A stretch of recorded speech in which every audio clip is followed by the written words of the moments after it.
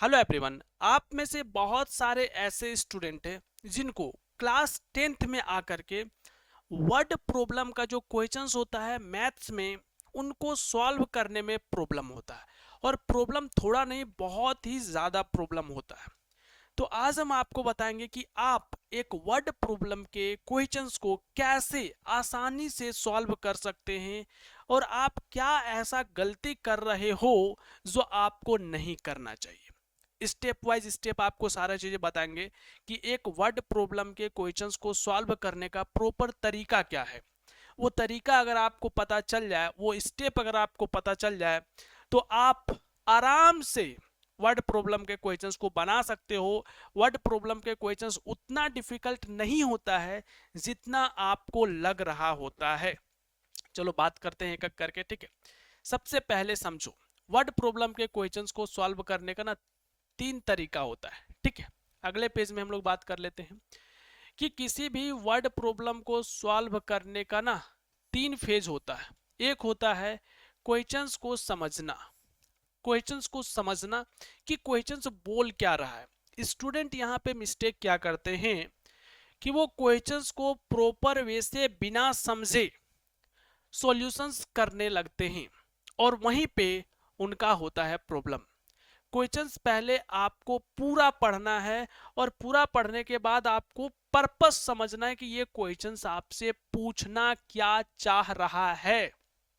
ये चीजें आपके दिमाग में क्लियर होना चाहिए, ठीक है।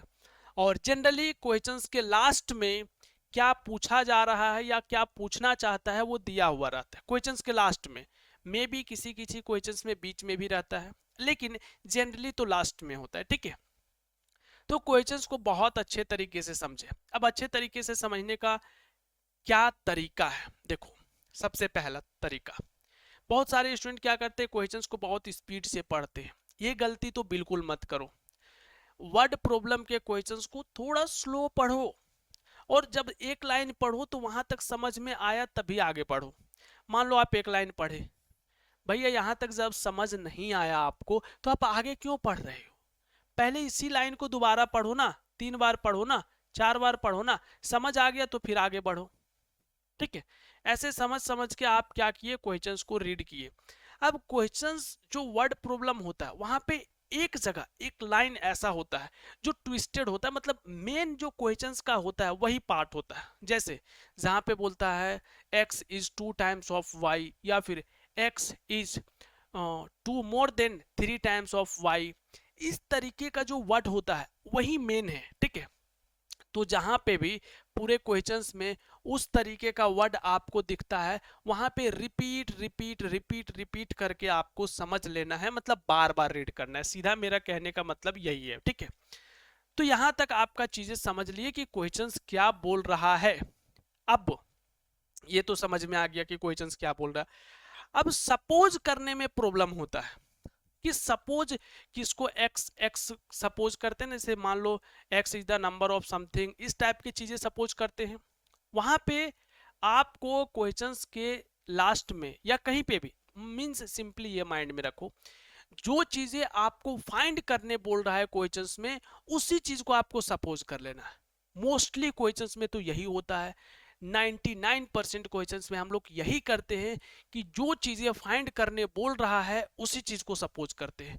वो आपके क्वेश्चंस के लास्ट में दिख जाएगा, उसको आप सपोज कर लो, ठीक है। सपोज करने के बाद जो हम लोग अकॉर्डिंग टू क्वेश्चंस लिखते हैं, अकॉर्डिंग टू क्वेश्चंस मींस कि 2 टाइम्स 3 टाइम्स क्या चीजें बोल रहा है, अभी लास्ट में बात करेंगे उस पर, ठीक है। वो चीजें आपको करके क्या करना है, इक्वेशन फॉर्म करना है। यहीं तक तो मेन चीज होता है। अगर आप क्वेश्चन समझ गए तो आप क्या कर सकते हो, इक्वेशन फॉर्म कर लोगे, ठीक है। यहां तक हो गया। और अगर आप इक्वेशन फॉर्म कर लिए तो वर्ड प्रॉब्लम का क्वेश्चंस को सॉल्व करना ज़्यादा डिफिकल्ट नहीं होता है, क्योंकि वर्ड प्रॉब्लम में वर्ड प्रॉब्लम पहले से डिफिकल्ट लगता है बहुत सारे स्टूडेंट को, उसका कैलकुलेशंस भी बहुत ज़्यादा डिफिकल्ट होगा, तो इशू हो जाएगा ना, क्वेश्चन बहुत ज़्यादा डिफिकल्ट हो जाएगा। इसलिए जनरली वर्ड प्रॉब्लम के क्वेश्चंस में इधर आपको ज़्यादा डिफिकल्टी देखने के लिए नहीं मिलता, कम डिफिकल्टी होता है। प्रॉब्लम सॉल्व करना इधर इजी है। मेन इशू यहीं पे आपको आता है, ठीक है, यहां तक चीजें समझ आया। तो क्वेश्चंस को हमेशा स्लो पढ़ो, जो मेन पार्ट है क्वेश्चंस का अकॉर्डिंग टू वाला उसको रिपीट रिपीट करके पढ़ा करो, ठीक है। और उसके अकॉर्डिंग सपोज क्या करना है वो हम आपको बता दिए कि क्या चीजें सपोज करना है। समझ आ गया? तो यहां तक आपको चीजें समझ आ गया। अब थोड़ा सा जो मेन प्रॉब्लम है उस पर बात करते हैं। आपके सामने ये सब टर्म लिखा होता है, ठीक है। मान लो यहाँ पे हम लिख रहे हैं, ठीक है, x is 3 times of y। इसका मतलब दो स्टूडेंट अलग अलग मीनिंग निकालेंगे, मीन्स डिफरेंट डिफरेंट स्टूडेंट अलग अलग मीनिंग निकालेंगे। एक स्टूडेंट क्या मीनिंग निकालेंगे, x 2 टाइम्स है y का, वेरी गुड। x इज, अच्छा 3 टाइम्स है ना, चलो 3 times, x is 3 times of y, x is 3 times of y। दूसरा स्टूडेंट क्या मीनिंग निकालेंगे, x is 3 times of y। उनके दिमाग में कि x 3 टाइम्स है, वो क्या पढ़ रहे हैं, x इज 3 टाइम्स, x 3 गुना है, x 3 टाइम्स कर दिए y का। अब आपको बताएं तो ये रॉन्ग है और ये राइट है। कैसे? जो स्टूडेंट इसको सोच रहे होते वो सोच रहे हो कैसे सर, ऐसे कैसे हुआ? समझना, ध्यान से समझना। अगर हम यहाँ पे लिखते हैं 12 इज 3 टाइम्स ऑफ 4, सब कुछ सेम लिखे हैं ना, सब कुछ सेम लिखे हैं। इसके हिसाब से बैठा करके देखो, x के जगह पे 12 था, 3 इधर लिखे थे, और y की जगह पे 4। तो ये आपको दिख रहा है 12 इक्वल्स टू 12, बोलोगे हाँ, तो ये तो सही हुआ ना, 12 इक्वल हुआ। यहाँ देखो आप यहाँ देखो, यहाँ पे आप लिखे 3, x का वैल्यू कितना लिखे थे 12, और यहाँ पे क्या है y 4। ये तो 36 इक्वल्स टू 4 आ रहा है, विच इज नॉट इक्वल। तो ये इक्वल ही नहीं हुआ ना, हम लोग इसको कैसे ले सकते हैं जो इक्वल है ही नहीं। जो इक्वल, हम लोग का पर्पस होता है चीजों को इक्वल करने का, इसीलिए तो बीच में इक्वल्स टू का साइन डालते हैं। तो यहाँ पे है मेन चीज के इक्वल करना है। आप चीजें समझो, अगर आपको कभी ऐसा बोला जाता है कि ये इसका 3 टाइम्स है, मतलब ये ऑलरेडी है। जैसे हम यहाँ बोले 12 इज 3 टाइम्स ऑफ 4, तो ये 12 जो है ऑलरेडी 3 टाइम्स है 4 का। इधर ही 3 मल्टीप्लाई नहीं करोगे, इधर करोगे तो फिर देखो कितना हो गया, 9 टाइम्स हो गया। इसलिए जिधर नहीं है उधर मल्टीप्लाई करेंगे। समझ आया कुछ? इसी तरीके से आप लोग क्या कर सकते हो, आप कर सकते हो ये कि जब मोर देन या लेस देन रहता है उस समय मान लो हम लिखे y is 2 more than from x, more than from x।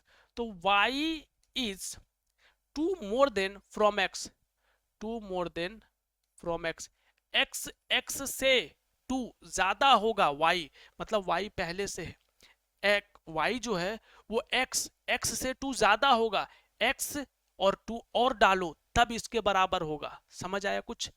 तो इस तरीके से वर्ड प्रॉब्लम में इस तरीका का चीज लिखा जाता है, ठीक है। तो होता क्या है ना आप लोगों के साथ कि आप लोगों को क्वेश्चंस तो समझ में आता है, लेकिन ये चीज लिखते कैसे हैं, ये एबिलिटी आपके पास नहीं होता कि इस चीज को कैसे लिखते हैं, ठीक है। दो हम बता दिए आपको, चलो मान लो और कुछ थोड़ा सा बता देते, ठीक है। ऐसा एक क्वेश्चन लिखा हुआ है, y is 2 more than more than 3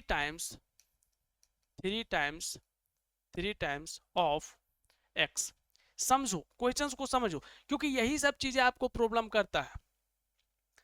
y is 2 more than 3 times of x, पहले y को इधर लिखेंगे, बराबर देंगे x को लिखेंगे इधर। अब समझो, ठीक है। y के साथ हम लोग कोई छेड़छाड़ नहीं करेंगे, क्योंकि ये जितना चीज बोला है y ऑलरेडी है। तो y is 2 more than from what, तो more than 3 times of x, तो x के 3 टाइम्स, x का 3 टाइम्स से 2 ज्यादा है कौन? y। समझ आया? y जो है वो x के 3 टाइम्स से भी 2 ज्यादा है। इसी तरीके का चीजें आपके सामने आता है ना, बस क्या करना है इसमें, कुछ नहीं करना है, ठीक है।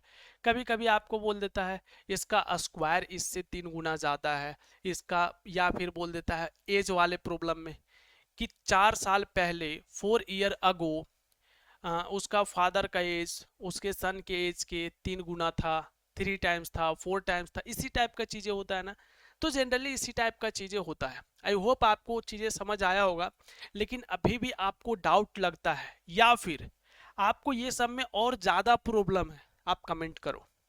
अगर बहुत ज्यादा कमेंट आया तो इस तरीके का हम 20 से 25 प्रॉब्लम आपको बता देंगे।